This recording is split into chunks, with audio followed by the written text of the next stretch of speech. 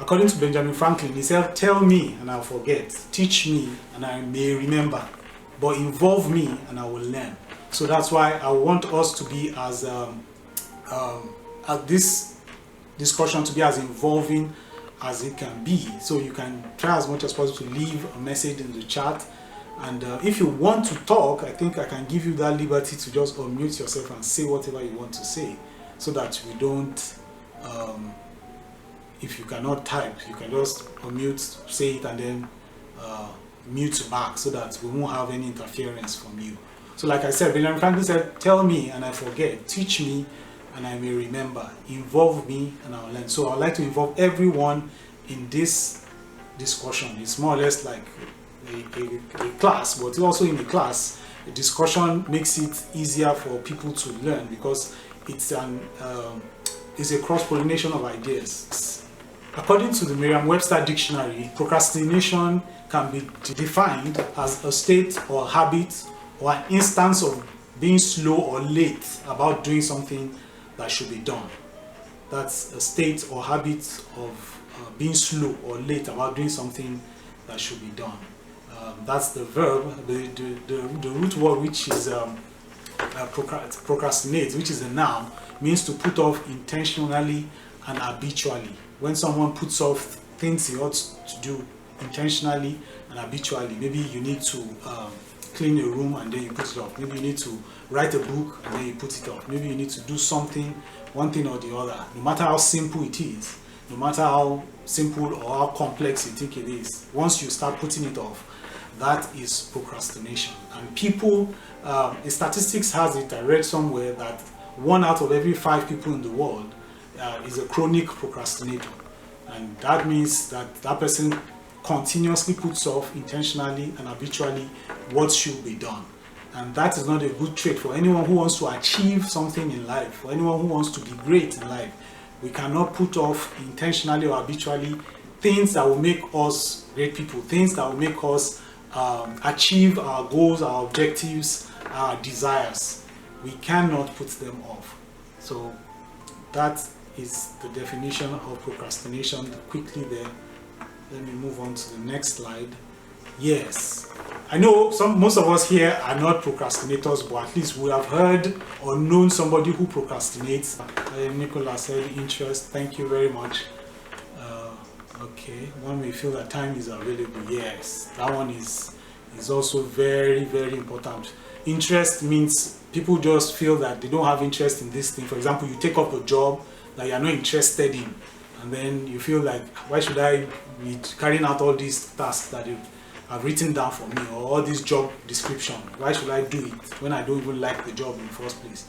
I'll put it off till tomorrow. Maybe I was write a report as part of your job description. I feel like I'll do it tomorrow, I'll do it next week, I'll do it, and then you keep putting it off until the company or the organization comes to ask for it, and then you're like rushing to meet up with the deadline. So yes, the issue of time is, yes, you may feel that time is available, you may think that you still have more time. Yes, that's feel being not so organized, like one fails to plan one's day or week or month. Yes, one's failure to plan. It says anyone who fails to plan is planning to fail. So that is also one important thing that one needs to take into consideration when talking about procrastination. People feel there's time, so there's no need to do a particular task, so they have enough time to do it, or they feel that they just wake up and just carry on with the day as it comes. Anywhere, like they say in Pidgin, anywhere belle face. So you just go and just move along the path that life throws at you. You just keep going. There's no plan. There's no discrete map of what you want to do. Yes, it talks about the fear of failure or the fear of success. That's it. You can be afraid in both ways. You can be scared of failure, or scared that, okay, what if I succeed and the thing becomes very, very magnificent and I don't know how to manage it? How will I be able to cope? Maybe you want to start a business and you're like, what if this thing becomes big? How will I get staff to manage it, committed and loyal staff to manage it? that is also one reason why people procrastinate. They put things off because they are scared of failing or scared of success. Also, people could be scared of what people say. They could be scared of maybe action and inactions of other people, or the resistance of other people to their ideas could be, which is also fear. They are afraid of what other people might say, that, okay, what if I pitch this idea and this person is against it? Or if I pitch this idea to my boss and is against it, so let me put it off till another time. Also, yes, Dr. Ejefu says liturgy. Yeah, when people are lethargic, they just, let's just leave it. Let's just relax. There's this laid back feeling that life is just whatever will be will be. Whatever will be will be. Let's just go as the flow, as life throws us the punches. We also throw our punches back. So, but we need to be strategic and we need to be projective, even in what we do, concerned to be able to combat that habit of procrastination. For procrastination, we mentioned interest funding. People feel they have no time or they have more time, so that is also crucial. People feel they have no money or knowledge or contacts.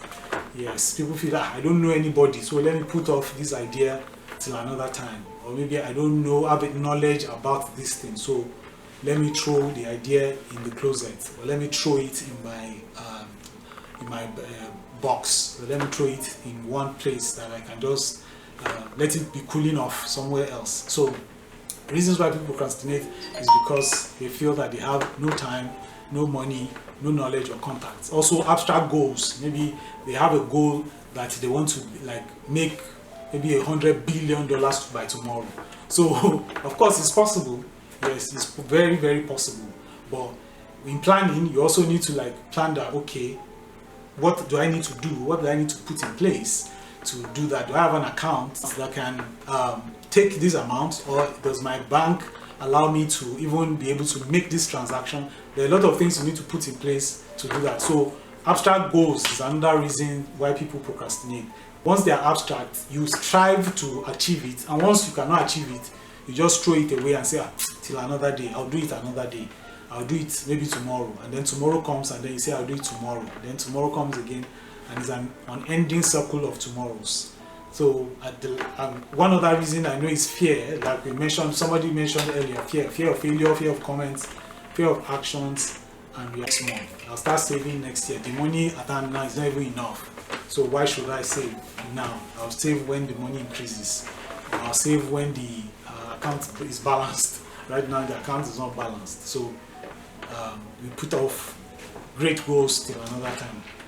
Also, generally, great ideas, we put off great ideas till later. There are times when I've had ideas that I just feel that maybe this thing is not for now, let me just keep it, and then maybe a week later I just see somebody else doing it and I'm like, oh, and I thought about this. So that is also one danger of procrastinating. When you fail to do what you're supposed to do at that particular point in time, the currency of that idea has a limited time. Somebody else takes it over and your idea is no longer a new idea. It's already existing. Somebody has already implemented it. So it's only if you are now going to refine that idea or build on that idea, that's when maybe something else can be different. But at that point, that idea is no longer your idea, it's somebody else's idea who has run or who is running with the idea. Alright, so we cannot procrastinate on important things that are necessary for our growth, that are necessary for our development, that are necessary for our that can enhance our growth and development, because a lot of people are depending on us, whether we like it or not. Either we have family people, we have friends, we have relatives, we have people who their blessings are more or less tied to us.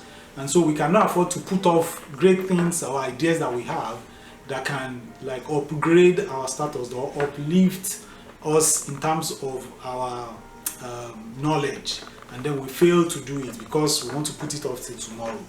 It is very, very, very important that we do not put off till tomorrow what we are supposed to do today. I want to leave that. We have spent enough time on these examples. I want to now start going into ways by which we can guard against procrastination, ways by which you can either eliminate it or reduce it.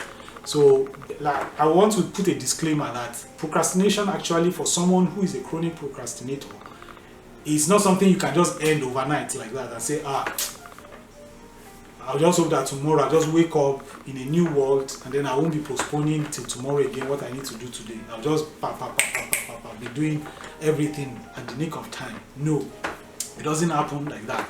Like every habit, it has to be built over time.